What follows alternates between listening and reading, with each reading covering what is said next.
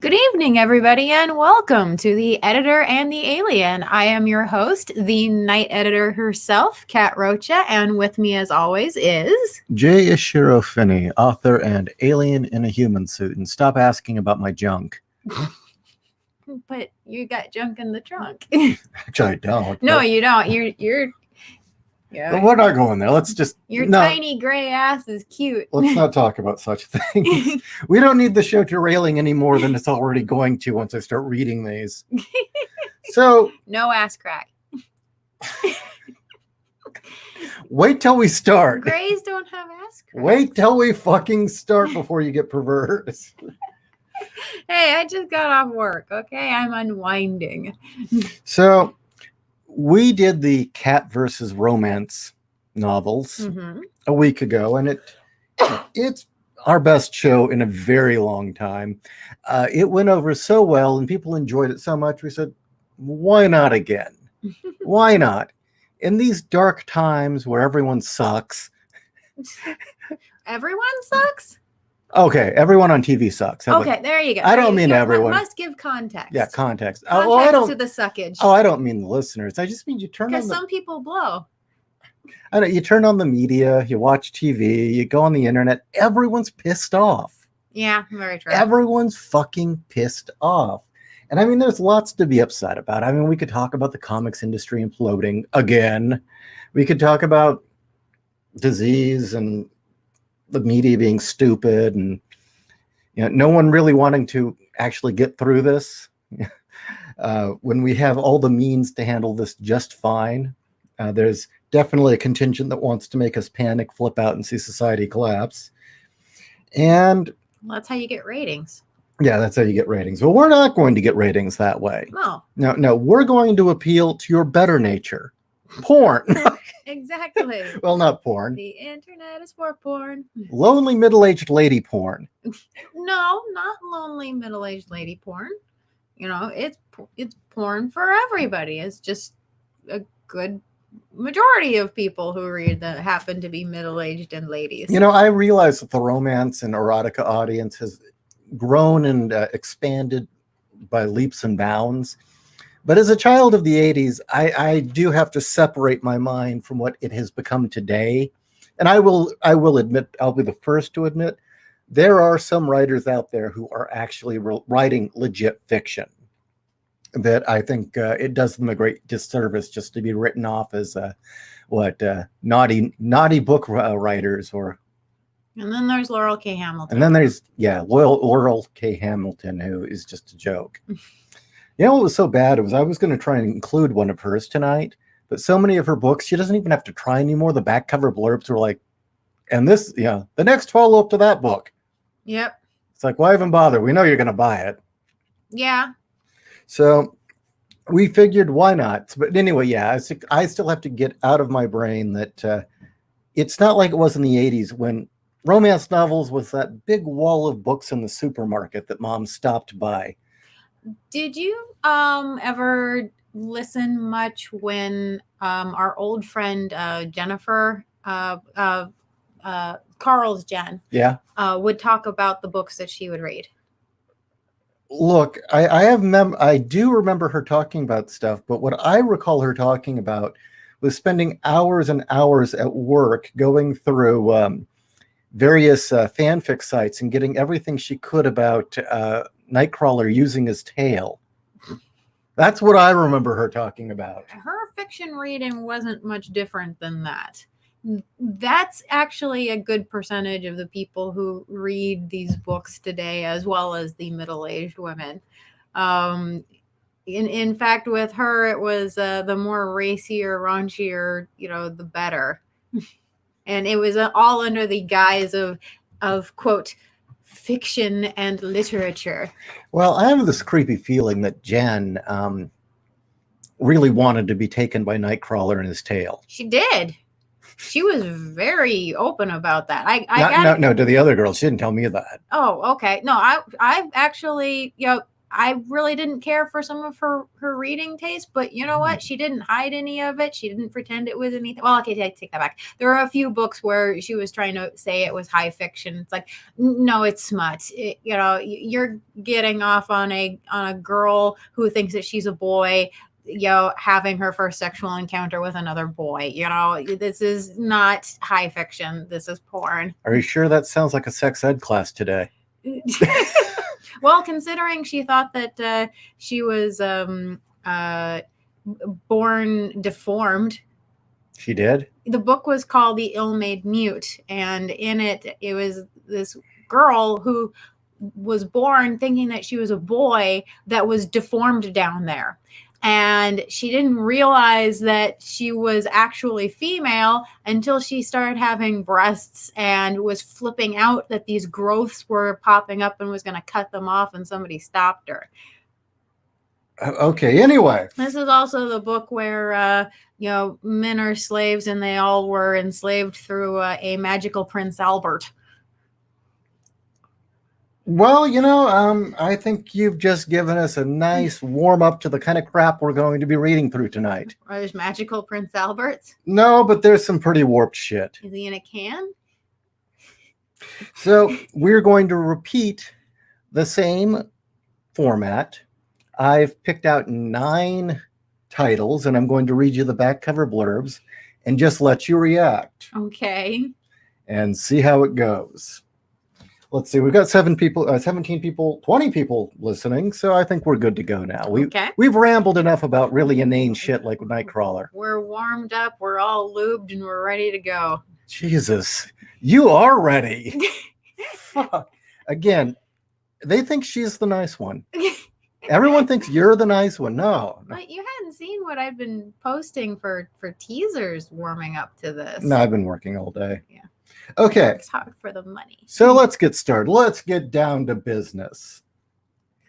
Seed, a dark sci-fi Omegaverse romance by Penelope Woods. Is it a white seed? Penelope Woods writes something called Seed. I gave him my heart. He gave me his seed. Oh God, really? Why not just spell all over it? He broke my hymen and came.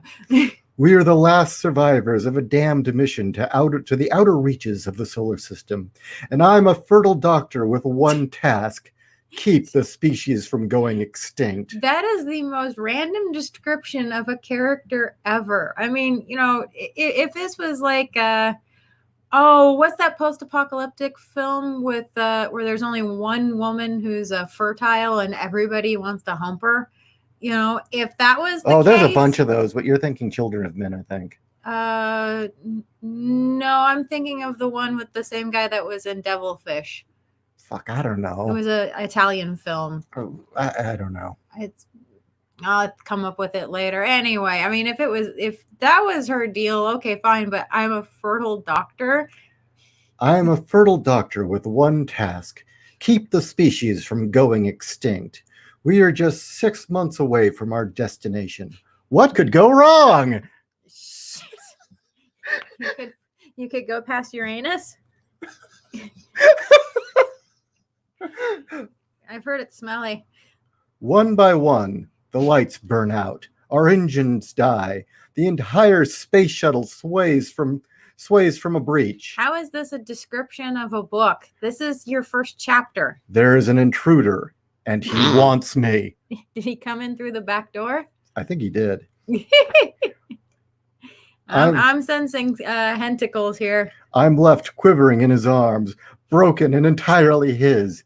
He demands that I be his mate for life. He tells me I am his Omega. Oh, God. In space, no one can hear you scream. No one but him. Oh, God. So this is a xenomorph porn then. Note, this novel is downright filthy, wild, and contains a happily ever after you won't want to miss. A happy ending with a xenomorph. Okay. Is there any more to say about this other than what the fuck? I'm just picturing now a porno of Lily Cat. I'm going to repeat, these are not fringe titles so far. I will mention when it's a fringe title. A lot of these, I purposely went after one with hundreds of reviews, if not thousands. Okay? So I'm not getting like some weird, oh, only had 3 clicks type things. Jonesy meets the face hugger. All right. Wait a minute. So what's this thing called? Seed? Oh no, into the Wolf Dong Omegaverse. Wolf Dong? I don't know. Ugh. I mean, it swells and you can't get it out. Okay. Do you know how many women every year call 911 because that happened to them? Okay, well now, let's get to our next title since you don't have much more to say about Seed, a Dark Omegaverse romance. There's really not much to go off of there. I mean, it's like the first 3 lines of her first chapter and implying xenomorph porn. I mean, there's dildos for that if you're really into that. But the dildo won't repopulate the species. She's one woman who has to repopulate all of Earth with an anal invader. Alien butt babies? Yeah, apparently. All right. Wasn't that a theory? Let's go to our next one. Ravaged by Robots. Androids Took My Virginity. Art you are. By Chris Cox. Oh, God. Not even trying. Now, before you say, wait, this does not sound like a romance novel. This is for gay men. I was going to say this is gay. Actually, that little bit there before you even say that, I was going to say a dude wrote this, didn't they? Well, Chris Cox. Well, Chris can be a girl's name. Well, any girl that has Cox, I mean. Okay, well, robots scare me. They were freaky and so lifeless with uncaring eyes. Yet I found myself as an apprentice to one in the main facility where they study and produce, where they're studied. And yet I found myself as an apprentice to one in the main facility where they are studied and produced. I hated my dad for making me take this job. That doesn't make any sense. I had no clue how right I was about robots being scary. Have you seen their dongs? I soon found myself bent over and rammed by their massive android cocks. Oh my God. My body used for their anti-human desires. So this is somebody who saw Ash choking Ripley and thought, I want to come to that. Worst of all, I like becoming their sex doll. Together they trade off with me, using me for my body more than I ever could have handled. Oh my God. In this story, a virgin boy finds himself the willing victim. A virgin boy. A willing victim of a massive robot orgy, where his mouth is fucked, his ass is fucked, and he is jerked off some too. The best part? They were designed with retractable cocks that grew in length and girth, more than any human could. Will he be able to handle this penetration from their massive robot rods? Surprise robot. Gay men are buying this, apparently. Don't worry, gato, Mr. Robot. Grab your chocolate milk, grab your chocolate milk, buckarooskies. We're headed into the void of the Tingleverse. My cousin works at a hospital, and it's a little disturbing how many guys come in after shoving something up their butt. Oh, they're keystering. Put it in their prison wallet, huh?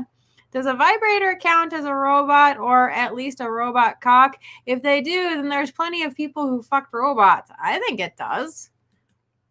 Isn't it funny? Feminists are all flipped out about sex droids, and yet they've been fucking machines since, I don't know, the turn of the century, if you were to count that therapy device. Well, the magic wand. Yeah.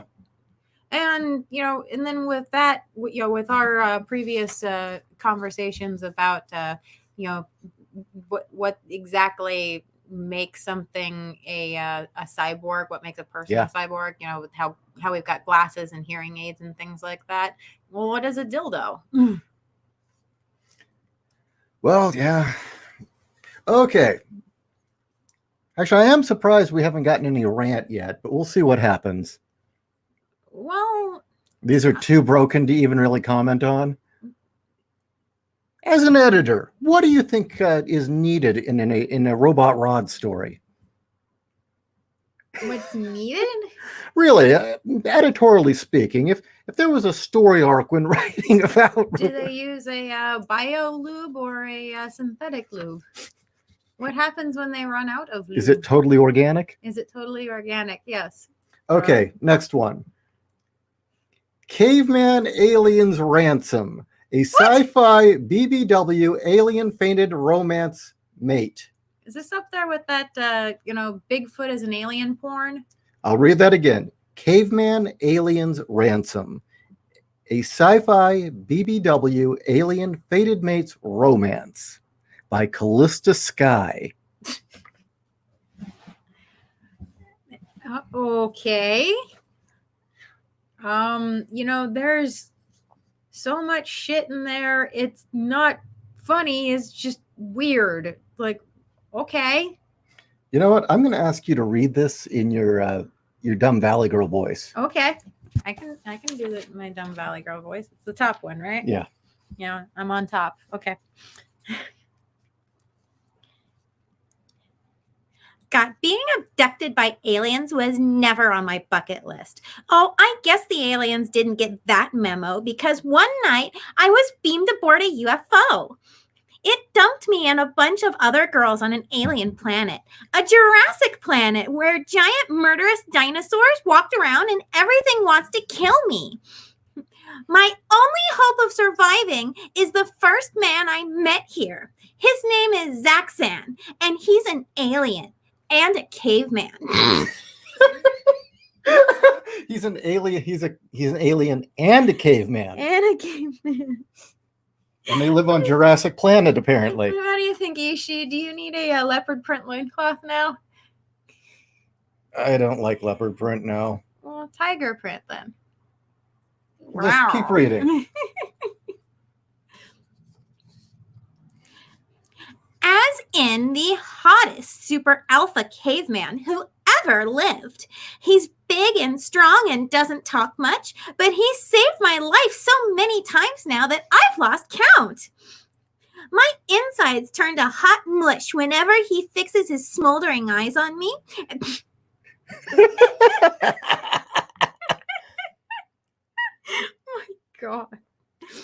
And the scandalously sexy and unusual features his sensuously muscular body is rocking totally makes me forget time and place.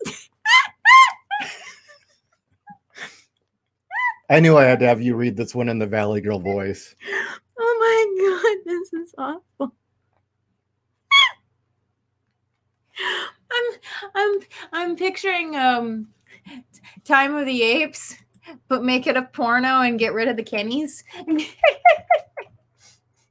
Any of you have seen Time of the Apes? It's the Japanese doing their own Planet of the Apes. Yeah, anyway. There's only one problem. He's holding me for ransom. With who? You're stuck on Jurassic Planet. How is this alien caveman going to hold you for ransom? What, against the fucking velociraptors? Holy shit. I don't get the logic in this shit. And he wants to repopulate his womanless planet with me. Yeah, good luck with that. Are you going to be jealous when he starts banging your daughter? That's the other thing is, these women who have these Adam and Eve fantasies is like, you do realize in order, for that idea of repopulating the planet to even have any sort of anything. Nope. Gotta fuck your daughter. Nope. This one fatty's going to repopulate. She gets all the babies. All the babies are going to be hers. So all she wants to fuck the babies. All the babies are hers. They came out of her. She wants them back in. Expect steamy scenes. Oh, no, that's Hmm? now that's the word from the editor. I know, that's why I was Oh, you're reading still it reading it in that voice. Okay. Yeah. Expect steamy scenes, mysterious aliens with features like adult toys, like that xenomorph dildo, deadly planets, and the love story between a BBW from Earth and a warrior. Again, xenomorph.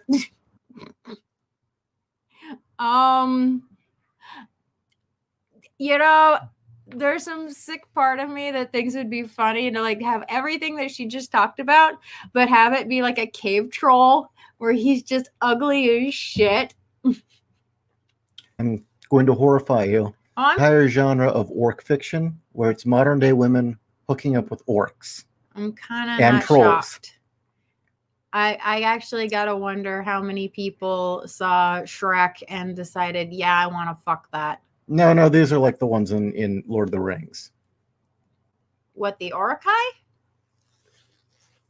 Because that I'm not shocked about. No, orcs. The orcs. Okay. Orcs and then the trolls.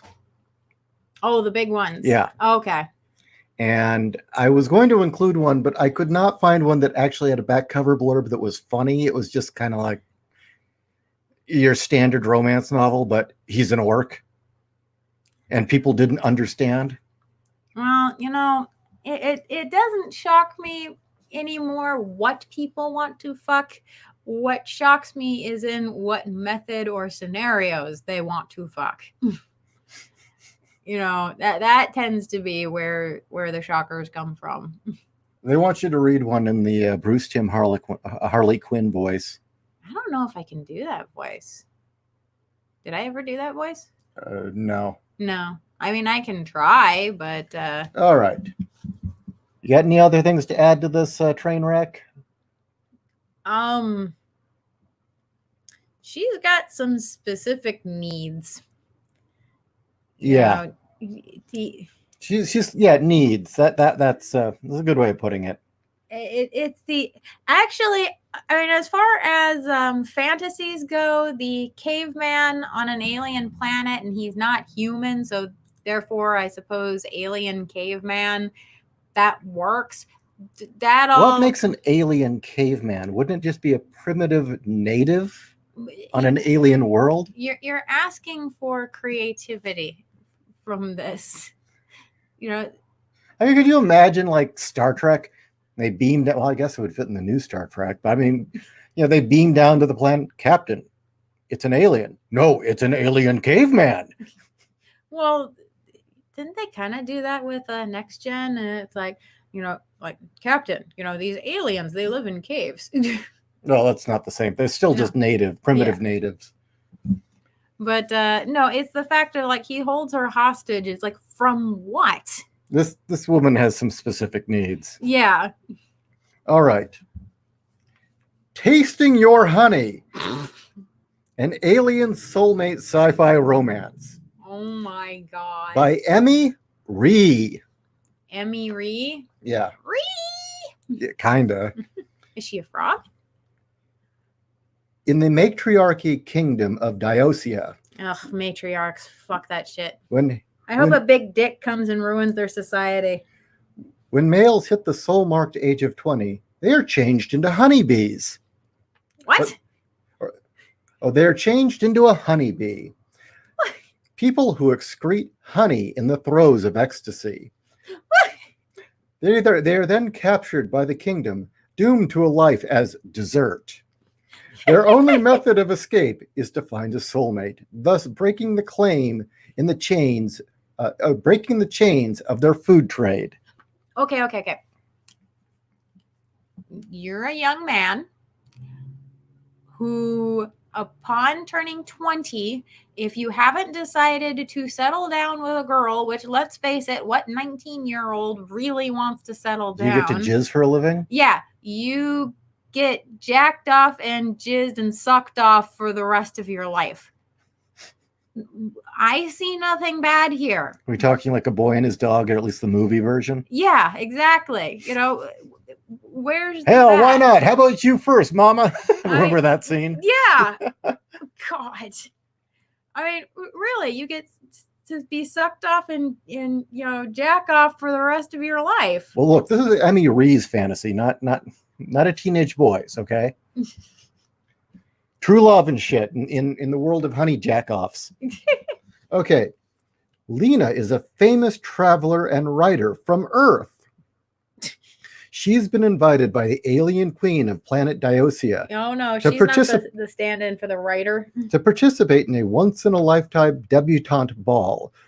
She expects to face alien meals of unknown origin, beautiful alien aristocrats, and most importantly, the first in the galaxy to see the elusive males of this planet. This honey's salty. The last thing she's...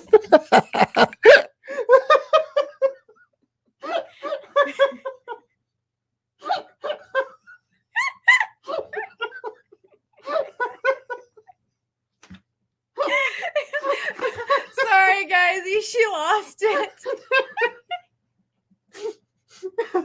Okay.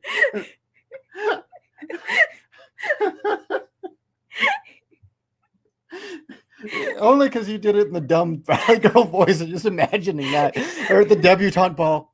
This honey's salty. The last thing she expected was to see a naked and deliciously sexy alien male served to her on a silver tray. How tiny is he? Or is all she looking at is the poor little guy's just been reduced to a dick on a plate. Does she suck it off? Or do they jerk it off and then dump it on their biscuits? Or... it's like a salt shaker. Yeah. The last thing she expected was expected to see is a naked and deliciously sexy alien male served to her on a silver tray, or for him to be her alien soulmate. God. Let alone a prince. I'm suddenly picturing, like, they have these waiters come out on these silver plates, and the male is sitting down, is sitting on the plate, and you're placed in front, and so you have a table of all of these women who are powerful aristocrats who are all sucking off these men sitting in front of them on their plates and saying, wow, this is really sweet today. I wonder what Grey Poupon commercials are like on that planet. Oh my God. User X, we must let Ethan know they stole his idea.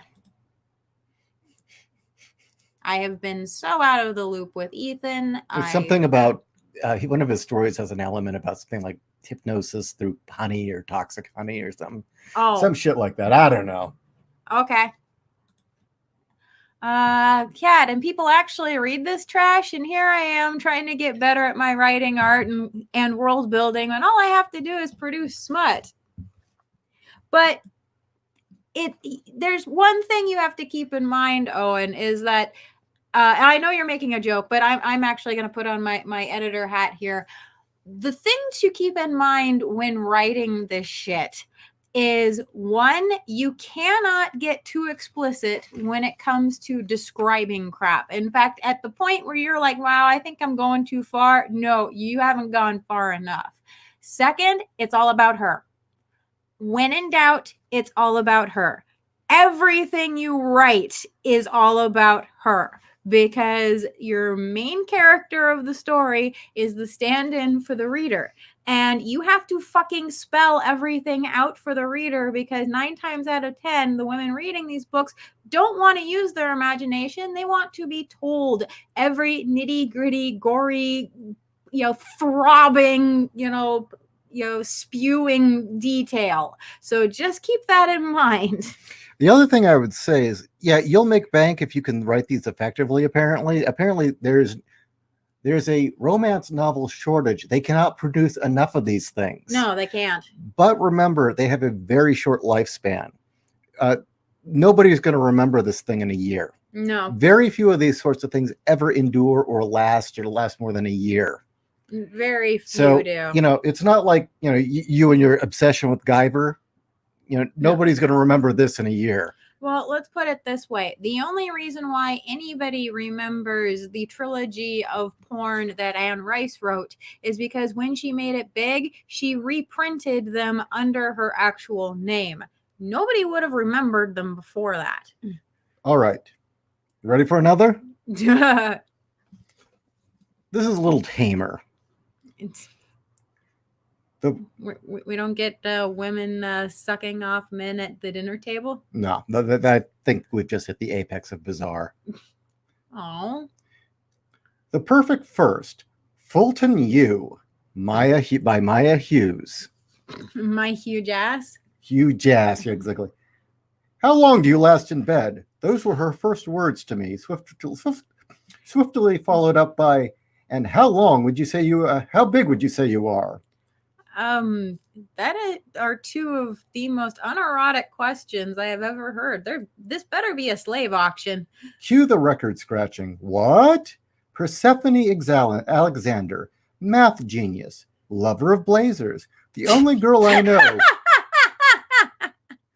I've never known a character whose description was lover of jackets.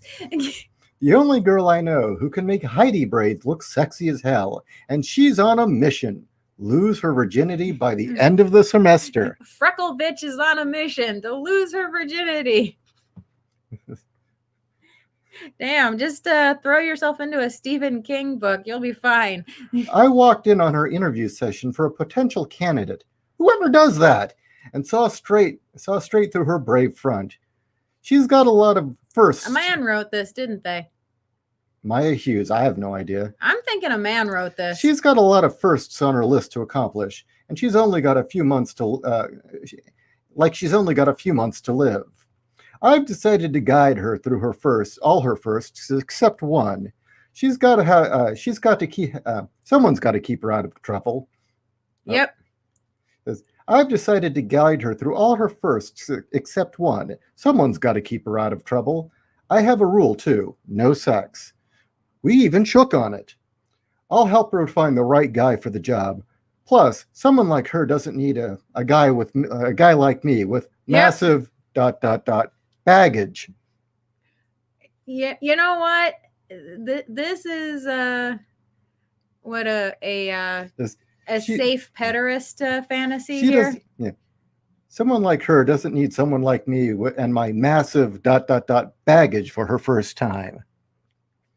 Drinking at a bar, check. Partying all night, double check. Skinny dipping, triple check. She's unlike anyone I've ever met. The walls I put up around my brave heart are slowly crumbling with every touch that sets my soul on fire. I'm not saying women wouldn't want to read this, but I don't think this is aimed at women. Supposedly it is. I don't think so. I'm the first to bend the rules. One electrifying kiss charges everything, and suddenly I don't want to be her first. I want to be her only. But her plan was written before I came onto the scene, and she's determined to rewrite her future the way she wants it. Daddy Issues, the porn book. Oh, whoa. I think Dandy Spike's right. This book's gay. I wouldn't doubt it, but okay. Wait, is this a pedo book? I don't think it's pedo, but I do think it's pederast. You know, a older man, helping a young woman to pop her cherry, and secretly he really wants to be the one to not only pop that cherry but keep her for himself. I mean, there are daddy issues all over that shit. If for the women reading it, and again, I don't think it's meant for women. Okay. Sounds like Hugo Award material to me. I think the B one sounds like Hugo Award material. I would say switch our narrator, our humble narrator, from an older man to an older woman who wants her for herself, and that's Hugo Award winning material there. Evening, everyone. What degeneracy have I missed? Oh, tons. Well, you're going to have to re-listen to this show, Janelle, because we had I gave him my heart and he gave me his seed. We have a gay man ravaged in the ass by robots. That one just... Big beautiful woman with alien cavemen. Tasting honey. I'm just going to leave it at that. I don't think I can do that one justice. Clover. So what is next on the degeneracy buffet that you're serving up for us tonight? Fire in His Chaos, a post-apocalyptic romance by Ruby Dixon. Did he have the burritos? Fire in His Chaos at Taco Bell. The Rosarita story. In dangerous Fort Dallas, Rachel is untouchable. Texas. Okay, we've got some Tex-Mex going on. All she has to do is hand over her panties every day. It's weird, but it keeps her safe, right? What? And if there's Wait. Think about that for a second. You know, all she has to do is hand over her panties. Sure, it's weird, but it keeps her safe. There is no way, in any way, you can look at those sentences where it's not fucking bizarre. Yeah. There is nothing that makes that normal. In dangerous Fort Dallas, Rachel is untouchable. All she has to do is hand over her panties every day. Sure, it's weird, but it keeps her safe. And if there's a reason behind it, she doesn't care. If she was in Japan, I'd say, okay, the Yakuza are going to shove it into a vending machine, and that's how she pays the rent. Until she finds out she's dragon bait. What? That changes things. What?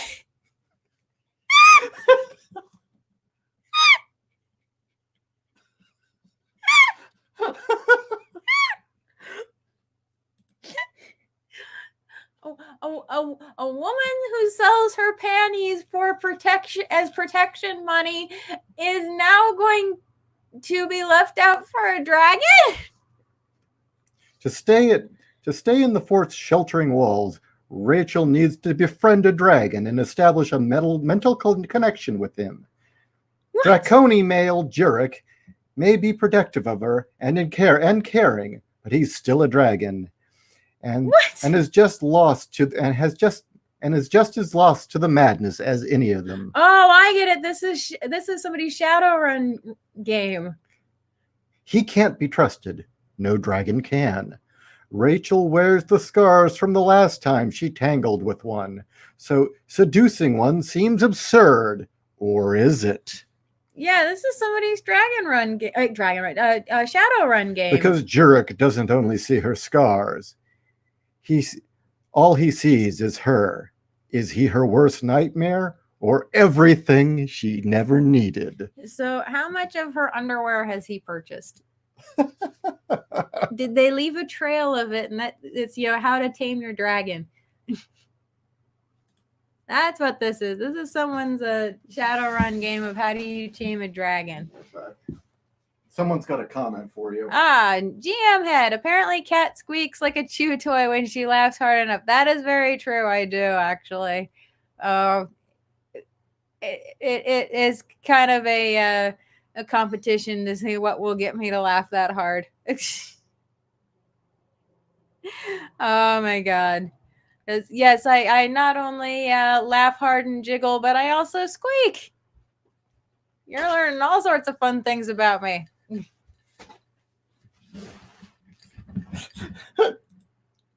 Owen, there's dragons in this? Well, they're dragging something. And yeah, dragons apparently hoard underwear. Apparently. Yeah, it's like gold to them. Especially if the woman's blonde. Okay, now that was a bestseller. This one isn't. That's a bestseller? Yeah. Holy fuck. This one isn't. Okay. Yeah, apparently Ruby Dixon is a very successful writer. I except for the selling panties part, that's just odd.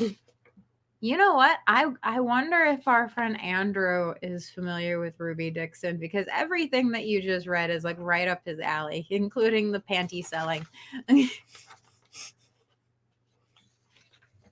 Okay, so now we're getting into the fringe shit. We got through the stuff that's actually stuff people buy. Now we're getting into the specialty stuff. Stuff people don't buy. No, they have a smaller audience. Okay. Well, it's the small. Anyway. No, we're going from reviews in the thousands and hundreds to reviews that are maybe, 200 or less. Okay. So this is more fringe, niche audience stuff. Do they ever have reviews that say things like "need more cock"? Need more probably. Skewered, an erotic horror by Anton Palmer. For somebody who saw Cannibal Holocaust and said, "Wow, that got me hard." You know what? Read this in a sexy voice. Oh shit! Wait, I make that comment and that makes you want me to read it in a sexy voice? Okay. Wait, which one is? Oh, Skewered. Lean in a little so they can hear you. Oh, okay. Let's see how long I can keep this up without like thoroughly breaking down. Skewered, an erotic horror. Jasmine Taylor, a struggling young actress, responds to a job ad offering the opportunity of a lifetime for a female with hidden depths. After a bizarre audition, she wakes to find herself a prisoner in a picturesque village. The village of Eldian seems timeless, peaceful, and idyllic. However, the village hides a dark, terrifying secret. An ancient beast lives in the surrounding forests, and once a year, it emerges from its lair to mate. Da-da-da-dun. I can't. Sorry, I saw the next line. Oh, go ahead and laugh. It's okay. You don't have to run away from the mic. No, I'm squeaking. Oh, you don't want to blow their ears out. Yeah. The beast is huge and all in proportion. Few women are capable of taking it on and surviving. Is it hard and throbbing and purple? Most are literally skewered to death. But if the beast doesn't get to mate, then all hell will break loose. This just calls to mind all sorts of jokes about Dagon and virgins. Yeah. For her sake and that of the village, Jasmine is subjected to an extreme training regime that will literally stretch the young woman to her limits, while at the same time release her secret, hidden desires. Can she survive the beast and save the village from its wrath? Oh, God. Nothing about that was erotic. Nothing about that was titillating or enticing or, not even dewy in just no. So it's the plot of LA Blue Girl. I haven't seen LA Blue Girl, so I think couldn't it's say. La Blue Girl, but I could be wrong. I always heard it as LA Blue Girl, but anyway. Sexy voice sounds like a sexy Simpsons tomboy voice. Oh, thank you. I can't do sexy. Is Jasmine a stripper name nowadays? Probably. You're more kind of a growler. I am more of a growler. There is absolutely nothing in that would even get me the least bit moist. In fact, quite the opposite. Not as much as the pederast story, but well, when I looked under who the kinds of people who bought this, they were Clive Barker fans. Okay. Right. If you're, yeah, okay, body horror, got it. Yeah, and being stretched out for Dagon. Yeah, you. By the way, Not for me. If that's your kink, good for you. if Not any for of me. you so desire or stumble across a great description on the back of a hentai Oh shit. or a romance novel or an internet erotic, if you guys stumble upon something that's just too good, Oh, send it our way. overfiend. No. No, they've got to be funny. I mean, they hear what we're doing. Okay. Okay. I mean, if it's just gross, who cares? I mean, it's got to be funny. Yeah. You know, like big, beautiful women falling in love with caveman aliens Exactly. who've abducted them and taken them to Jurassic Planet to hold them ransom and repopulate. For women who sell their panties and fall in love with a dragon. Yeah, exactly. All you have to do is pay rent by giving us your panties. Yes. That's obviously somebody's fantasy. Obviously. Sold to the Baby Maker, an alien warrior romance. You know, the thing is I've actually seen the cover for this one, and it just you have this like Fabio guy who obviously has never touched a woman ever in his life, holding this woman who's like 9 months pregnant. And he's got tiger stripes. Yeah. He's got tiger stripes. Yeah. Okay. I always thought it was a thumbnail. Oh my God. That makes it even worse. I couldn't tell on the Kindle. I had to go to Amazon to grab the description. Yeah. And in color, he's got tiger stripes. Oh, dear God. Yeah, I prefer the paper white Kindle. I don't use the color one. No. Okay. Sold to the Baby Maker, a sci-fi alien warrior romance by Luna Voss. Now, here's the thing. With the way these go, usually the woman is sold to the man. So is he the baby maker? Because usually the woman's the one who's the baby maker.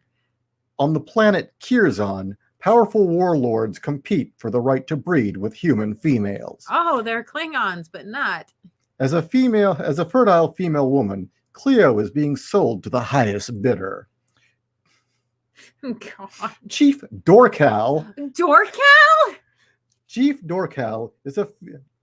Dorcal's fearsome strength and iron will have allowed him to dominate his rivals, but now he seeks the one thing he can't conquer with a battle: a mate.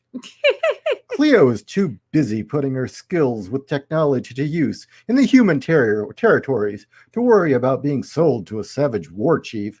But when auction day arrives, she has no choice but to step up to the block. And that's when things become terrifyingly clear. Chief Dorcal can't take her eyes off her. He's going to bid whatever it takes to claim her, and he's going to make her pregnant. I what is with all of these romance books? Because I know there's a ton of them where it involves fucking baby making. I mean, I think there are a lot of ticking biological clocks out there for lonely women who bought into feminism and are now in their 30s with no husband, a career they don't like, a box of wine, and 20 cats. And nothing good on YouTube. No, it just... I'm sorry. I'm trying to find words. The idea of mixing like sex and babies in any way, shape, or form is stomach churning to me. Of course, I'm sorry for people out there. If you have kids, good for you. I know, Janelle, you are an awesome mom, and you have my eternal respect because you're raising your kids right. But children are not for me, so mixing them with sex is just like stomach churning to me. I honestly believe that there is a small percentage of women who specifically evolved to go out on campaign with men to serve as nurses and washing women and whatever other jobs, because that has been a job throughout history. Yeah. And I swear that's what you came from. Because you were like the most you would have like you have zero maternal instinct I ever. I think I've actually lost some of that at the older I get. I mean, the most maternal I've seen you with is with rats. Yeah. And even that, it's not like the eyes glaze over. It's my baby's look that, like, my sister gets. No, they are not. I love our rats, but they are not my babies. They are our roommates. They are our friends. Yeah, actually, I'm beginning to think I didn't get enough of these. Well, we've been talking for 50 minutes. Okay, last one. Last one? Okay. This one actually does sell decently, apparently, but it is definitely niche fiction. Okay. It's not romance. It's not romance. Okay. Ballbusting. You belong to me. This is written by that girl that you used to go to school with? By Scarlet Steele. Scarlet Steele. Every male in the university was relieved when Sophia the Ballbuster had left to attend another university. Stunning and seductive, Sophia appeared innocent on the outside world, innocent to the outside world. Females looked up to her. Males cowered in her presence. Oh, God. And this included the head of the university, Jacob. The big throbbing purple head. Jacob was pleased when the stunning Sophia and her nut-cracking ways had left the university. Sophia was relentless. He was careful to never cross Sophia or to owe her any favors. That was until she approached him and to assist him in the ways that's until she approached him in a way to assist him that would jeopardize his career. Soon Jacob has a choice. Wait. She approached him to offer to assist him in a way that would jeopardize his career. Hey, I didn't write this shit. I know you didn't. I'm just like baffled by. I had to read the sentence 3 times because it didn't sound right. Because it's not right. It doesn't make sense. Somebody did not have their friends check over their work before they hit send. I don't think editing was really this woman's top priority when she was fantasizing about hurting people. Obviously not. No, and I think some man done her wrong, and she's going to make them all pay. And I do think it's written by a dominant or a dominatrix type female because of the sheer number of times that it says the name Sophia. That's something I've noticed. I'll get into these people I've met in San Francisco. Oh, it's a San Francisco dom. The doms I've met, dominatrixes that I had met to come across in San Francisco, and I'll explain why I know this, seemed really obsessed with everyone saying their name. It was kind of a narcissistic thing. This is a shitty dom. Jacob soon had a choice: assist Sophia and damage his reputation, or surrender his body to the beautiful student with the skill in ball busting. That's really not a choice. Either do what she wants or do what she wants. That's not a choice. This person sucks. Not only are they needing to create a character that breaks down men in order to get their rocks off, they can't write a description to save their life. I'm really interested in Ishiro's experience with SF doms. Okay, why the hell not? We've got time. Yeah, we got time. We've got time. We got all the time we want. Well, my voice hasn't given out yet. No. So when I was living in the Bay Area, there was a lot of sex workers in the Bay Area. Really? A lot of sex workers in the Bay Area. Are you sure? Oh, yeah. And, I had more than one class where there was a stripper in there. Clearly not there on intelligence. I'm being brutal. I mean, I had met strippers who had been smart in college, but I had some in class was like, no, you're here for a different reason. What, finding Johns? I don't know. But it was very obvious how they were getting their grades. But I worked in the music industry in San Francisco. And strangely enough, I also for a time did phone banks for the Sierra Club and California Peace Action and a few other organizations. And it's strange how many strippers and sex workers end up on those phones when they're in need of money or between jobs. Usually they're on the phones doing something else. Yeah, it was kind of a bizarre thing. And like I said, I met a lot of BDSM people in the music industry, although they were a bit more legit and less trashy. Um, so I've met more than my share of dominatrixes and stuff. Um, and you could see a bad one from a mile away because they obviously always had a chip on her shoulder, and had something to prove Mm-hmm. and a weight problem. Or was like rail thin and short and had something to prove. I don't know. And had a weight problem. Um, so yeah, fair amount of them. So we had also the record label owner that the record label I worked at, 21st Circuitry Records, had a bit of a fixation with the BDSM culture, and I don't know how involved he was with it, or if he just was kind of a voyeur. He liked to watch, but he would often get the BDSM crowd to do demos at the concerts and shows that he arranged. So you got a weird group of people there. I think the funniest one is we had an intern at the label, this kid named Jason, good kid. He came from a very strong Catholic family. And there was one year that we were doing our huge, big yearly event where we had all these different bands show up, and there were going to be BDSM demos and tattooing, and it was kind of more of almost a festival type atmosphere. And Jason wanted to go, but he was 17, and we were going to get him in anyway because he was an intern, so he didn't need to be 18. But his parents wouldn't let him go if they weren't going to chaperone. And he was like arguing with them, and they'd seen the flyer, and he's like, he recounted this to me because he was totally embarrassed. Is there a comment? No.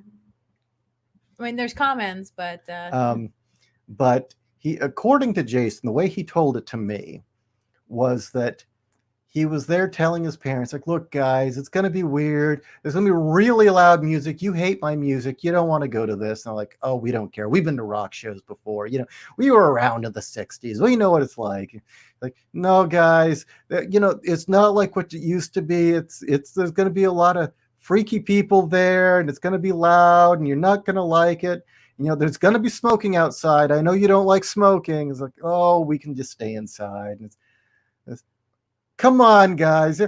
You know what? Upstairs, they're going to be having a whole bondage S&M thing going on upstairs, and they're going to be doing displays on they're going to be doing demos on the stage between the shows. And I know that you don't want to see that, because he thought, well, my families are like very Catholic. They don't want to.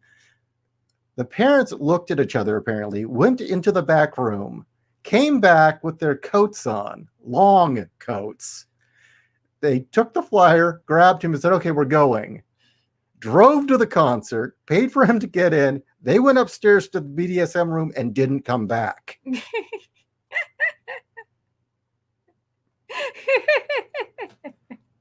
Yeah. What was his reaction to that? Oh, God. He looked like his life had just imploded. Oh, wow. It's like he found out something about mom and dad he never wanted to know about. Wow. Then there was that same concert too, when he went upstairs to look for his parents, and when the show was nearing the time to end, right? Mm-hmm. He said he went up there, and there was this bald guy in a bondage belt and leather underwear crawling around on a leash. Dom walking him around, this big, apparent leather daddy type.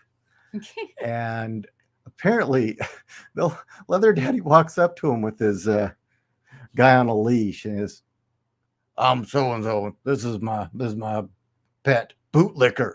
Bootlicker. Right?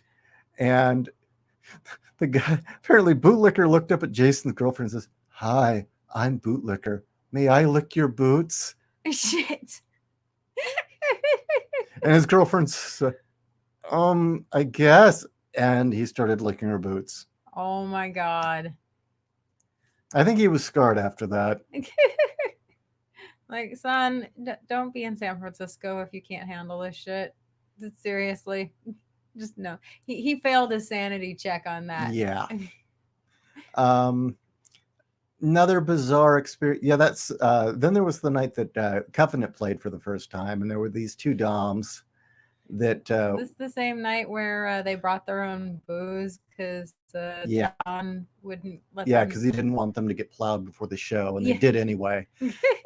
And these two doms were going to go with them as roadies, and one was this really butch lesbian one, and she says, "Yeah, Don paid me to drive him to Vegas, so I'm driving him to Vegas." So I take it you're a fast driver. I was in a real, yeah, I was in one of my moods where I was fucking with people. You know me, right? Yeah. Oh, so you must be an excellent driver. Yeah, I drive fast. Oh, I'm sure you do. How fast do you drive? I drive like I whip, hard and fast. And I went, oh, okay, well then. So you beat people for a living. What's that like? She was, yeah, the thing I noticed about people in the Bay Area is they did not understand sarcasm. Everything was literal. So she wasn't really sure if I was fucking with her or not. And the other dom with her was totally not a dominatrix.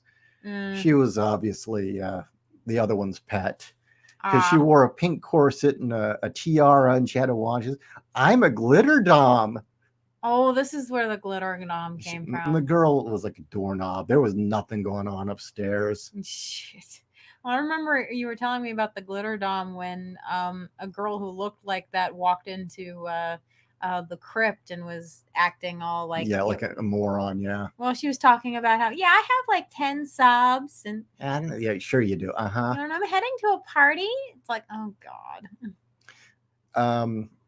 Or was she a glitter goth? I don't know, but yeah, the real dominatrixes that I met that actually I didn't seem like they were posers or trying to have something to prove. Usually, you didn't know unless it just came out of nowhere. They didn't advertise. They had nothing to prove, and those people were generally very cool and very self-confident. And it was one of those things where you might know them for like 3-4 years. It's like, oh, you're Dom? Yeah, that's how I make my money. That's in my mind, that was somebody who was the real deal, who wasn't, didn't have issues, or not daddy issues at least.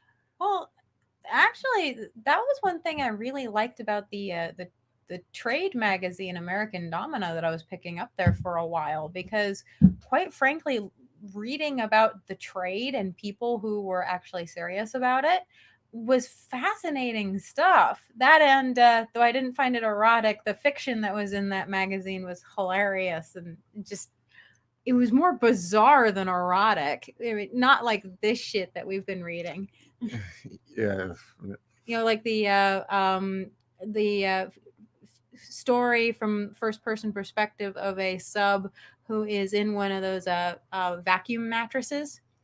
I don't know. I found that kind of disgusting, but well, no, because there wasn't talking about things going anywhere. It was just them talking about how they couldn't breathe in it, and they loved the high and the euphoria that they got from oxygen deprivation. Yeah, because it was this the vinyl was being suctioned onto them so tightly that they couldn't expand their lungs, so they couldn't breathe while they were in this thing. Panda power. I have no idea why anyone would want to be turned into a human horse.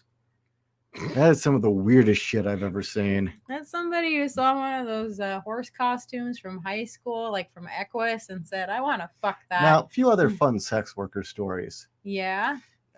This was back when I was working at the Sierra Club. Shitty job. I had worse, but you're in college, you take what you can get. And my job was basically calling numbers and trying to get them to renew. And let me tell you, don't believe any of these fucking groups. This is when I knew the environmental movement was full of shit. Okay? We were outright coached to lie about global warming. And this was in the 90s. Lie about statistics and facts, and nothing's changed. It's the same crap. 10 years we'll all be dead. It's the same bullshit. The story hasn't changed. We're not dead. The beaches have not flooded. New York is not underwater. Yeah, there's still snow, or there's still ice in the Arctic. Yes, same bullshit. Nothing's changed. Anyway, when I was working there, one day I got off work and I was hanging with my supervisors, a girl named Zeb, who's a goth, and we were at a coffee Not house. Z or Zer. No, it was a short for Elizabeth. Oh, okay. And we were hanging at this coffee house, and she ran into some friends of hers that were sex workers, and they were currently working as doms. Knowing them, they're probably cam girls now, but apparently they were talking about for a while the two of them had worked at a video service. And I'll get to the video service later. This is the job she was currently working. This girl was telling us about it. Was that she had her regular client that day that she was going to see was this little old man who had a Supergirl fetish. Oh, it's this one. Okay. And apparently, he got her measurements and bought her like a really, really expensive Supergirl outfit. And he'd put on this mad scientist costume, and he had this big green rock. And apparently it was the same every time, which was he would scare her with the green rock, and she'd, oh no, kryptonite, I'm powerless. And then he would like kind of grope her and carry her off and tie her to a chair, and he'd tie her up, and he'd tie it in such a way that she could get out of it. And he'd do his like villain speech of all the things he was going to do and talk about molesting her and taking over the world and all this villain stuff. And then he would accidentally drop the rock, and she'd break out of the ropes, and then she was supposed to get up and beat the crap out of him. And that was the whole thing. Every week. Okay. It makes him happy. I don't know. At the time, it struck me as hilarious. No, it is hilarious. The girl herself had like, well, I don't know. He pays me. Okay. See, it's the easiest $600 I ever got. Hey, why not? And she gets paid. She said, I don't even have to fuck him. What's her comment?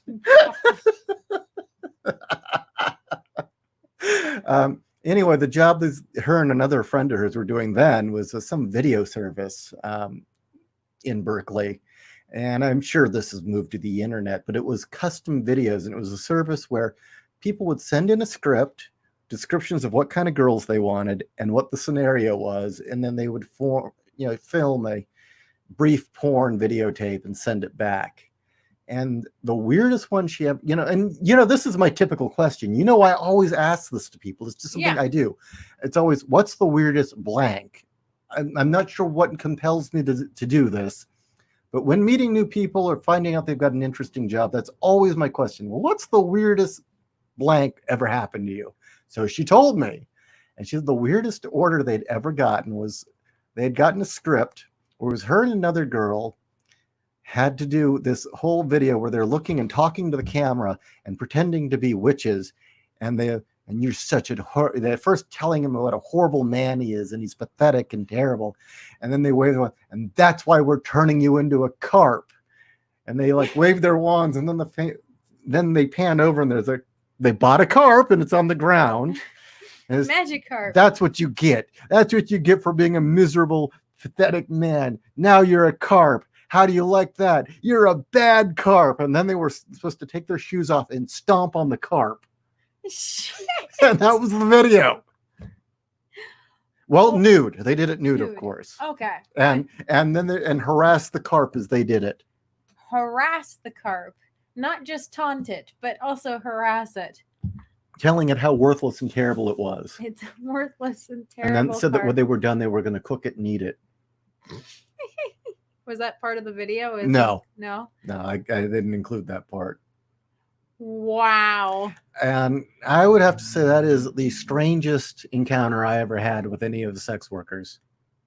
Yeah. I mean, the ones that Mike knew were all real boring people, to be honest with you. Mm. I mean, they weren't twisted or bizarre. They were kind of, yeah, I spread my legs for a living. Yeah. There was nothing. You expect a lot of these people to be interesting, but. Well, I can't say anything about the actual like hardcore people, but the women, Jim Wynorski seems to surround himself with. Those are just women who take their tops off. Yeah. Yeah, those women are. Those are scream queens. Yeah, like almost all of them are scream queens. The one that you're thinking of though was an early cam girl. Oh, Gloria Ann. Yeah. Yeah. Back when that was a real small market in the 90s, apparently. Mm-hmm. And yeah, she was hilarious. She was great. If they are witches, you mean they were skyclad? Yes, they were skyclad. She turned me into a carp. A carp? When I got better. Harass the carpet. So, I don't know. I kind of expected this show to involve more nonstop laughter, but I think we're kind of beginning to get a little immune to this. A little. I mean, the alien caveman holding somebody hostage was pretty damn funny. The bee. Wow. Why not just call why bees? Why not say you're milking your men? You know, just flat out say that you're fucking milking them, okay? You know, that if you don't want to call them cows, call them goats. That way you can say that you got your goat.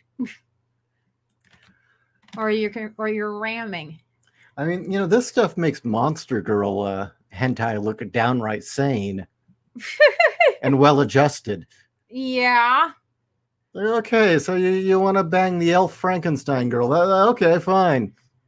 And even the one that Clive Barker fans are into, it's like, okay, I can see that, but that just struck me as kind of gross, although funny. Actually, I am kind of shocked at how much, as far as modifications go or stuff like that, that you don't see piercings or other weird anomalies. I mean, I know you get stuff in the I'm going to politely call it erotica that is written by men for men. You get all sorts of weird ass shit for every which way, but the stuff that's written for women is usually the same fare, which is some Fabio guy with a huge dick rails the woman till she can't walk. I mean, there's very little variation from that. The baby maker sounds like my genitals.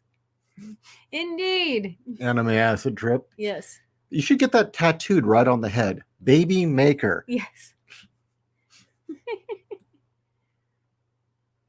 But yeah, also, there were ones that I had come across that were far weirder and twisted. The problem was I had to grab ones where the back cover description was funny. Yeah, a lot of these are so horribly written. It's like, that the content's probably hilarious as fuck, but the back cover blurbs were so poorly written. It's like, okay, whatever. And I do understand that we are going off of back cover blurbs, not interior content. I mean, I tried to get shrink ray stuff, but none of it was funny. And then she was made tiny. Oh no, it was all wives punishing their husbands. Oh, that's boring. So no, that's the other thing is just honestly, female power fantasies written for females is boring. It's never fun. It's always angry. There's a lot of anger in this shit when it's written for women. I don't know. There seems to, they keep going on about how gentle women are, but it's generally been my experience that women are far angry and far less forgiving than any men I've ever met, and far more willing to drag out the cruelty. Yeah. And yeah, there seems to be a massive level of resentment in a lot of these, that they almost like they're pissed off that they have a desire for men. Yeah. That's my guess. I don't know. Or when you do get it's a crapshoot what you're gonna get, but I am kind of disturbed by how many stories there are where, yes, you can have a very powerful man. I've for one find that very attractive, but how many of them where he's a total brute and an asshole, and so therefore it gives the woman, it's like, well, yes, it's getting me off, but I can be angry at him because he's an asshole, so it's okay. It's like, what you really have to justify to yourself the fact that this guy's getting your rocks off by writing him to be a dick? I mean, what the fuck? Super sales on superheroes would be an example of a guy book, harem subgenre. You know, I tried to get some of the harem books in there, but again, the back cover blurbs weren't all that entertaining. It was kind of just a you're going to get this and this and this. Like, oh, okay. And so, oh, best girl, got it. Thank you. This has got to be entertaining to the audience, and unfortunately, there's bad writing that's hilarious, good writing that's hilarious, and then there's bad writing that you just don't want to hear. Yeah. And I realize that writing those back cover blurbs are hard. I mean, it's even a struggle for me. I mean, usually, how many drafts do I go through? A lot. Yeah. Especially if you're right off of having written it because you don't have the distance. You just described every obligatory feminist episode where they all hold hands and walk into the sunlight knowing they have some common ground. Dudes suck. Sadly, Wolf 10, you're very true. You're correct. The only difference is that they walk into the sunlight while they're stomping on at least one poor fuck. And then they kill all the dudes, and then they realize they hate each other even more. That is the thing, is that they hate each other. As much as they say that they're sisters, they hate each other. Janelle, I kind of want to write a weird-ass romance novel now. I wonder how much I could disturb my husband when I have him proofread it. You know, considering he's married to you, I think that's a pretty high bar to, disturb. You know, I'm sure he's probably got nerves of steel. Of course, everybody in our generation does. I mean, we grew up on anime. Or I'm a super buff barbarian dude off a Molly Hatchet album color, and oiled up chicks in loincloths all want to plant my seed in them while I fight dragons. Exactly.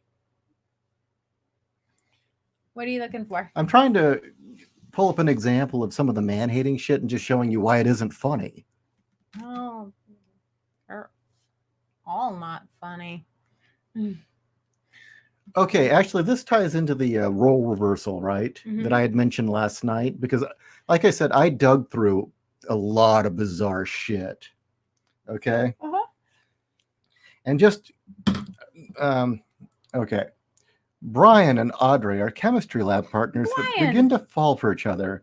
But as their relationship progresses, Brian learns Audrey has always become to dreaming something more. Inadvertently using technology borrowed from the college, Brian accidentally makes that happen. What is with people using the word technology like it's fucking magic? When Brian realizes what he's done, will he tell her? When she finds out that when her body suddenly becomes superhuman, will she view this gift as the ultimate betrayal and punish him? I mean, see, that's not funny. I mean, obviously the content's probably funny. It's not funny, but it's also not erotic. And, what's the difference between that and horror? It's like, somebody likes this, I guess. I don't know. Yeah. Okay, so you turned your girlfriend into Frankenstein, and then she shits on you. Like, okay, but then just come out and say that's what you're into. You want to be cucked by your girlfriend. You know, you're into your girlfriend beating the crap out of you. Okay, fine. Just fucking come out and say it.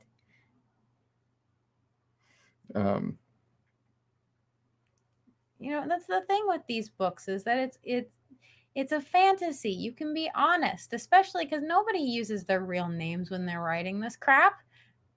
So who cares?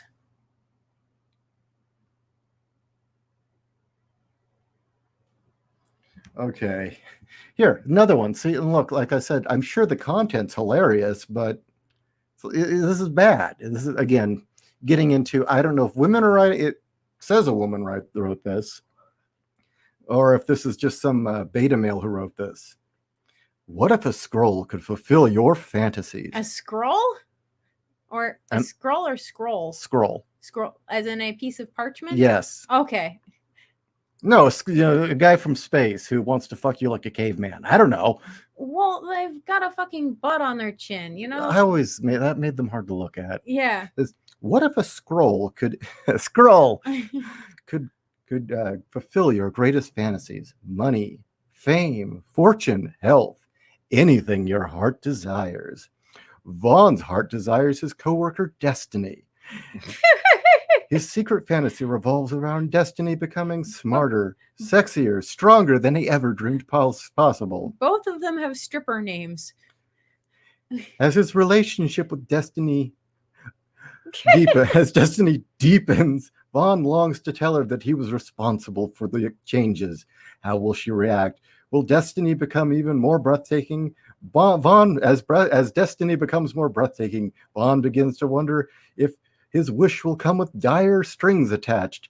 Can their racial relationship survive her growing hunger for more power and control? That's terrible. Yeah, okay, I guess. See, that's not funny. You'd think it's not funny, and there's nothing in that is entertaining or amusing or erotic. Yeah, who's this written for? Yeah. Did a woman write it? It says a woman wrote it. I don't know. Well, then, if a woman wrote it, then the power fantasy is that she wants to be Destiny. Oh, by the way, I forgot to mention, because I did look inside the book. Her name is Destiny Childs. Are you serious? Yes. Shoot her. Shoot the woman who wrote that. I don't know. I think yeah, that's kind of a crime against humanity in itself. It's such a bad play on words. Yeah. God, no. Take that person out to the fucking barn. Or is it the woodshed? Take her out to the woodshed? Christ. I mean, I totally get the idea of, wanting a nice buff bust you ripped. Well, yeah, I get that, but then her not wanting you. Like, why? Again, if a woman wrote it, that's why I'm wondering if a woman. It says a woman wrote it, and like, well, no. What kind of guy would desire? Yeah, my girlfriend gets super hot and becomes everything I ever wanted and becomes too good for me. No, her power fantasy is that a man makes her stronger, and then she rejects him and leaves, and takes all his stuff. So clearly, a woman did write it. Yeah.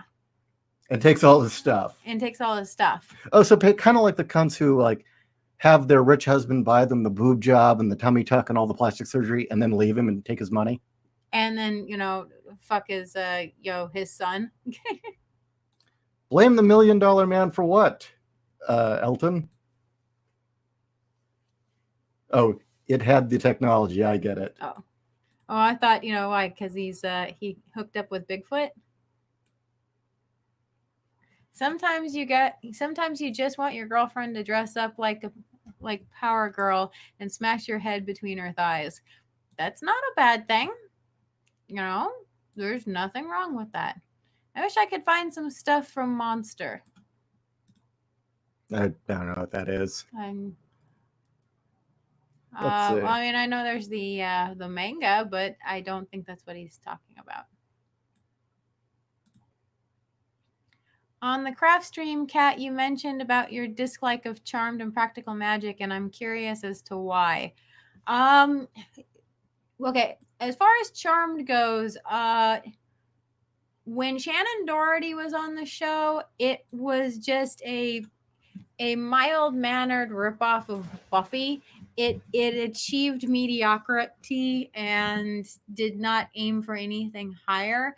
When Shannon Doherty left, it just got stupider and stupider and goofier and turned into a female power trip fantasy where every guy either was an asshole or if they were a nice guy, they were so nice it hurt your teeth to look at them. And they die. And it was all this like woman power bullshit. So that's why I hated Charmed. For Practical Magic, same thing.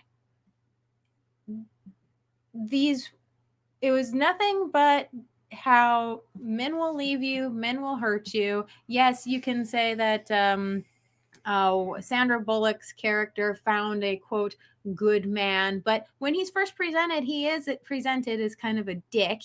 And the asshole that Nicole Kidman hooked up with, who she eventually killed, he is an asshole, yes, but all she had to do was fucking leave him. It's her own damn fault that she didn't leave him, that she drugged him every night, that she eventually killed him, and then put them all into the predicament that the movie exists to show the audience. The entire reason for the film to exist is because Nicole Kidman couldn't nut it up and leave her, abusive boyfriend, and instead kills him and goes from one stupid mistake after another, and we're supposed to hold these women up as, our heroes in this. I hate that. Also, I would add a little aside to the one about Charmed. One, I'm male. It was always going to strike me as kind of dopey regardless. I clearly was not the intended audience. But when we were doing the craft episode, I tried to do a little background research on the film and the filmmaker, because I like to be a little informed when we do these. And according to the guy who wrote and directed The Craft, was it Fox who ran Charmed? I think it was the WB, actually. Whatever network it was that put Charmed on actually had commissioned a spec script and proposal for a spec proposal for a TV series version of The Craft. And he submitted it, and then they pretty much stripped anything that he could sue them for and turned it into Charmed and did not credit him or pay him. Assholes. So all the more reason not to like it. Yeah. And I gotta wonder, since Alyssa Milano was the producer on that show, if it was her fault. I don't think she started off as the producer. I believe she bought the show when Shannon Doherty left. So she pulled it out of the fire, basically. Oh, okay. Let's see. Maybe look up femdom humiliation books. I bet those have some interesting blurbs. He was a bad carp. You bad carp. You bad carp. By Linda Heel Stomp. Oh, you want these flakes, do you? You want these fish flakes? Come on, you got to beg for them. Come on. Let's also add The Craft had the better version of the opening theme song, too. Well, those were both a cover. You probably know this, but I have to say it. That is a cover of When Is Now by the Smiths, which is one of the songs from the 80s. So, but I'll have to say, yeah, the Craft cover was pretty good. Okay, let's see.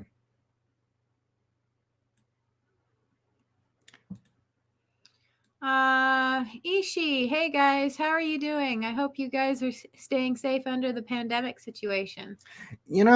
Maybe I'm missing something, but I look out the window. We go outside from time to time. Mesa, Arizona is fine. I mean, I keep hearing about how the country's falling apart, but you look out the window here, you talk to your neighbors. Yeah, we're not leaving the house much, but it's fine. Society's intact. Food's on the shelves. There's no looting. No one's dying in the streets. The infection rate here isn't that bad. No. I mean, as I was mentioning the other night, San Diego County in California has half the total infections of all of the state of Arizona. Just to give you a sense of how many more infections are in California versus our state. And everything that's been going on here, the state government, despite the, I'll be upfront, despite despite the left-leaning members of the press, and despite the Democrats in the government, on the whole, the attitude's been generally very good. The handling of the situation has been excellent. Yes, the political opposition's trying their damnedest to make it look like it's been a disaster, but I mean, all you have to do is step outside to see that they're full of shit. Well, one thing I've been very happy about is the governor of this state definitely takes the plight of the small business owner extremely seriously. Which, And from day one has had small business owners in mind and has been working with them to try to find ways to keep the doors open, keep the businesses that can run, encouraged restaurants to go to delivery and carry out. He did not want to shut people down if he didn't have to, because he understands how important these businesses are to people. And when I hear from about other states where it's like, no, shut everything down, and how many people are on unemployment, that means a lot. yeah, I mean, nobody's getting arrested for sitting in their car. Yeah, nobody's being arrested for sitting in their car. I mean, if you go outside and you're out there too long, or if they think you're a risk, I mean, the worst you're going to get is maybe hey, you might want to think about going home or getting a mask. You're supposed to wear a mask outside, but I don't know. The other thing is, like, the Democrats in the state keep trying to portray this as our governor's done a horrible job. But I mean, what are their complaints? Well, if we do need more hospitals, you haven't made enough. We have enough. Yeah. I mean, you're criticizing him for a giant what if that has been alleviated by good planning. On top of that, their other big complaint: you deemed hairdressers a vital service and didn't shut them down. Do you remember that? They tried to turn that into a scandal. And the stupid thing about that was, because I know the national news tried to pick that up, the reason hairdressers and fingernail salons were listed as a vital service was that when the governor and the state government was making the list of what businesses could stay in business, they had just blanket said, okay, if you're in the business of personal hygiene, you can remain open. Mm-hmm.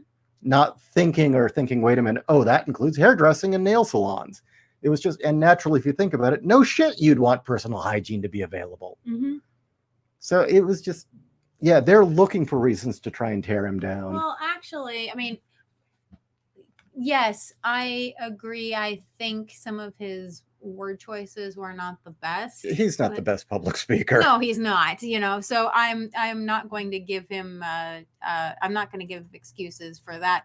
But what he was trying to tell people is that, look, just because you're on lockdown doesn't mean you can't be grooming. And he was encouraging people to safely continue to try to live as normal a life as possible, and that did include personal hygiene. So, as Wolf Media 10, you said here in California we're normal. That's good. Let me know where you're located, because my family, my immediate family, is in San Diego, the Riverside, San Bernardino area, and Los Angeles. And according to them, it's a fucking nightmare that is just falling apart. Especially Los Angeles is apparently a shit show like you wouldn't believe. Mm-hmm. Apparently also the Bay Area is a supreme mess, but what else is new? So I'm good to hear it's good to hear that things are getting better in California. I mean, we keep hearing about people getting arrested for really dumb reasons. So anyway. Just got on. When will you guys cover good romance novels? We could. I mean, that's kind of a hard thing to judge. I mean, what would be your criteria? Good as in it's hot, good as in it's well written and tells a story. I'm not sure those are really the same thing, unfortunately, from what I'm understanding. I'm kind of a newbie at this realm. I have read some just because I feel a writer should read this stuff. I've come across ones that I thought were exceptionally well written. I've come across ones that had like ridiculously developed world settings. Were they good? I don't know. And I've read books that I wouldn't consider them romance novels, but did they have really good eroticism in them? Yeah. I mean, there's an author I came across when I was digging named Cara Bristol. And when I looked at, this was among the cyborg romances, right?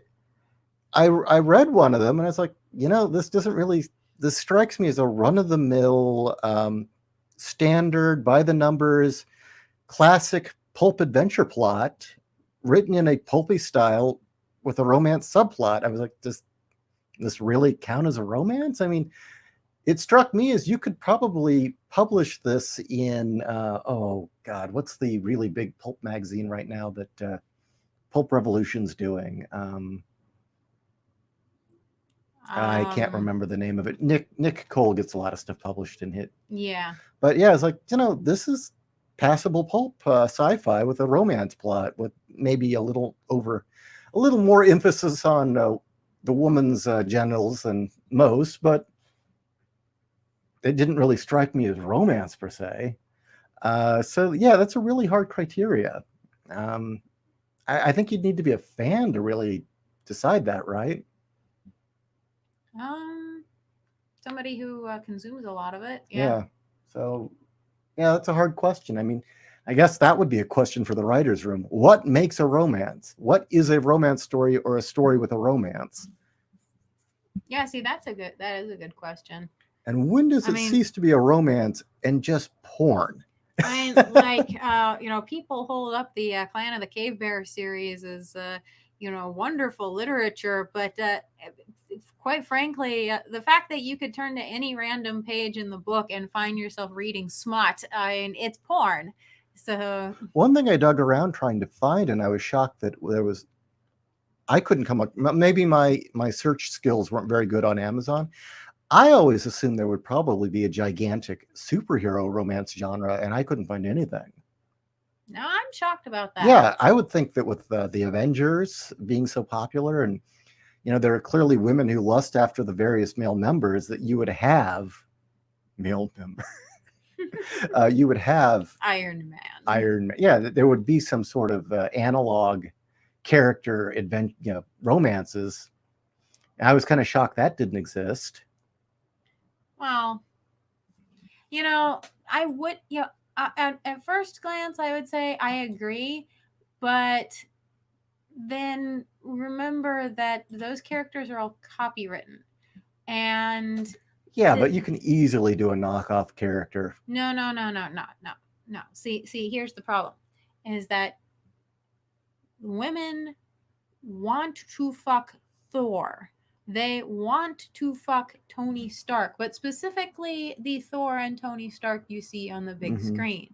So if they're in a book, you're not looking at them to fuck. You're reading about them. So that's, turn down number one. Second, they're copywritten, so all it would be fanfic. And yes, you can have fanfic, but why have fanfic when you can see the option? Oh, do you think guy you actually want to fap on the screen? Do you think fanfic has destroyed any chance of superhero romances being?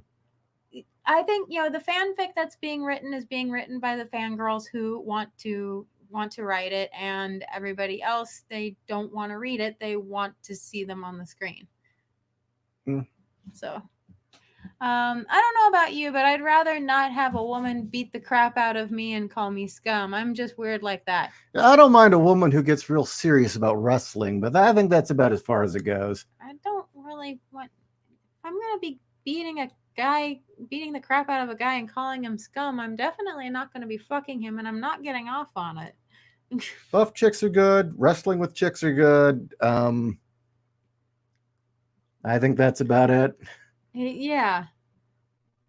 The governor of, I'm sorry, guys. I came right off of work. I think that's Minnesota.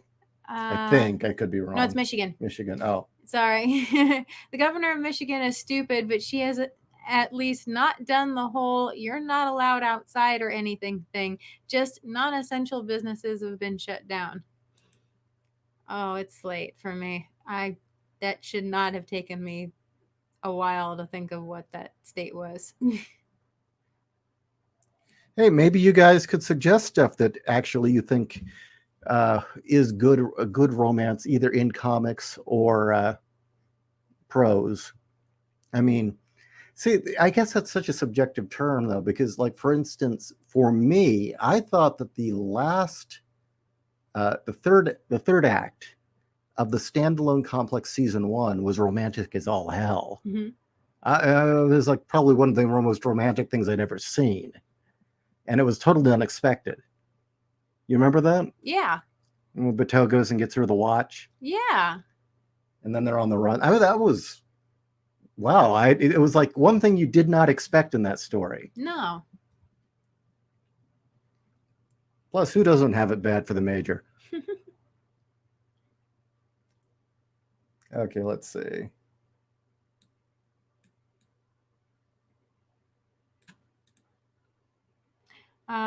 Dandy Spike, superhero romance. The closest I've read that fits that is Love and Capes, but it's more rom-com with superhero characters than actual full romance. Wolf 10. Ever heard of the Pro written by a woman about a superhero prostitute? Yeah, was that Bendis or was that? I think that was Garth Ennis. Yeah, it was Ennis, and we used to have it. Yeah, it was funny. Yeah, it was funny. I thought that it was kind of a joke that could only last once. With Amanda Connor as the artist. I don't remember. Maybe. I think it was Amanda Connor. But yeah, it was funny. It was enjoyable. I'm surprised that was never turned into a film. It might be. You know, that is something that could happen. I mean, look what they did with The Boys. I'm very impressed with what they've been doing with The Boys. I hope they keep it up and it doesn't go woke like what happened with Westworld. Yeah. Okay, so we are at almost the 2-hour mark. Do you guys have any questions for us before we burn out? Any questions at all, either what we've been talking about or anything that's on your mind?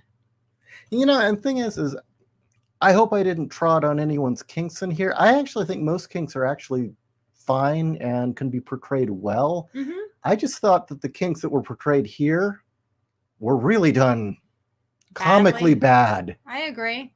And, you know, same thing. You know, other than the pederast story, quite frankly, kind of turned my stomach. But, yeah, for most people, I may joke, but you know, if you're an adult and you're into things with that, as long as it's with consenting adults, good for you, dude. Nerve clacks. The Japanese voice actors in the original Ghost in the Shell said that they played it as a romance. You can tell Bateau has unrequited feelings for the Major. Yeah, that's kind of an interesting one because I've read some interviews with Mamoru Oshii on that topic precisely, and he didn't say it was quite unrequited. He viewed it a little differently, and that clearly Bateau was still more in touch with his human side than she was, but that the very understated behaviors that you saw back and forth were, in a sense, a form of love through beings that no longer had a lot of those chemicals running through their brains. And that a lot of the just kind gestures, like Bateau giving her the coat after the fight, where she's in the skin suit, or the scene on the boat, and the sacrifices he made. And I kind of wonder if that comes full circle in innocence when she actually starts to become his guardian angel. Well, also that whole scene where he shoots his hand and it's like the last limb that he had that wasn't full conversion. I should really dig out that interview and maybe just read that segment. I thought it was one of the most enlightening windows into Oshii's mind, was him talking about that. And it was probably another reason I felt like, okay, yeah, well, that's why this resonated with me. I think when we eventually do do Ghost in the Shell for our movie review, that would be a good. I think we're beginning to get an audience big enough that I feel like I'm ready to tackle that. Endless Nocturne. Kings can easily overpower your need for things to make sense. They don't need to be well written to be stimulating. That's very true. I do need to have it well written, but that's me. Either that or just at the very least damn entertaining. Okay. If you get a chance to watch Imauto Sai Lee, as Sisters All You Need, I'd like to know your opinions on it and the different similarities in the JPN and American writer industry. Oh. Should we take notes on that? Yeah. You have your phone with you or a notebook? I can go get my phone. Yeah, get your phone. All right, guys. Let's see. Wolf Media says, "Can society hurry up and finalize Perfect Cyborg?" Oh, sorry, scrolls. Perfect cyberization so I can get a shell. Yeah, you and me both, pal. That's exactly what I want to do. Drop that brain into a full cyborg shell. Okay, what was that called? It's all on the screen still. Thank you, sir. Actually, as far as a comparison with American and Japanese, and though it's not the point of the story, I highly recommend people check out No Longer Human. It's a book. It's a manga that Junji Ito did, which will be on my shelf soon. It made me so happy to see him illustrate the manga version. And I've also heard that they're going to make, or they did make a mini series, but I haven't seen it yet. You got everything? Mm-hmm. Owen Lister. Owen, User X, just watch the Guyver. I'm sorry, Owen. Just watch the Guyver Out of Control OVA. There's a scene where a woman is claimed by a Guyver unit. Oh, yes. And damn, is she claimed. And I would say that is an excellent portrayal of a consensual and loving relationship between a very, very woman who's very in touch with her sexuality and drives, and an alien suit that just likes to destroy things. I think that is a great example of doing it healthfully. It's an honest portrayal of the Witchblade is what it is. And before Witchblade, I believe. And boy, does she enjoy merging with that thing. Yeah. LK, did you watch Magical Girl Spec Ops Asuka? It has an interesting hook into the magical girl gene in showing the PTSD and other issues that magical girls have to deal with after fighting the monsters. No. I haven't even heard of it, sadly. No, Magical Girl Spec Ops. Thank you. I'm writing that one down too. Yeah, on my big long list of stories I eventually want to write after I get the novel out of the way, there is a short story I want to tell that tackles the concept of a future in which the relations between genders have gotten so bad that men are forming relationships with automated dolls with rudimentary intelligences. And I do intend to try and portray it as so often these stories you see between men and androids, it always starts as he gets the android, he thinks she's a love toy, it turns out she becomes actually a human, and he's horrified by it and dumps her. That is such a load of shit. That is like, so many guys, that would be like their dream come true. And so I kind of wanted to take more of a, I don't know, almost a Blade Runner approach to the idea. I don't know if that really qualifies as romance or more than social commentary, but that's something I want to tackle. I think it's both. Okay, is there anything else? Claimed by the Guyver, yeah. Oh, God. Yeah, there you go. There's a fanfic. There you go. Fanfic claimed by the Guyver. By Owen. Your next comic. His bio boost goo was hot. Aww. All right. Well, I think we're done for tonight. We'll give it a few more minutes to see if any last minute questions roll in. And yeah, thank you for joining us. I'm sorry, guys. I am spent. Let's see. Penetrated by the Guyver. Wow. All right, guys. Thank you for joining us. I'm going to shut down now. Yeah, thank you all so much for joining us. If we don't broadcast again beforehand, definitely tune in on Thursday, as always, for the Writers' Room at 7 o'clock. Yeah, at 7. 7 o'clock Pacific Daylight Savings Time.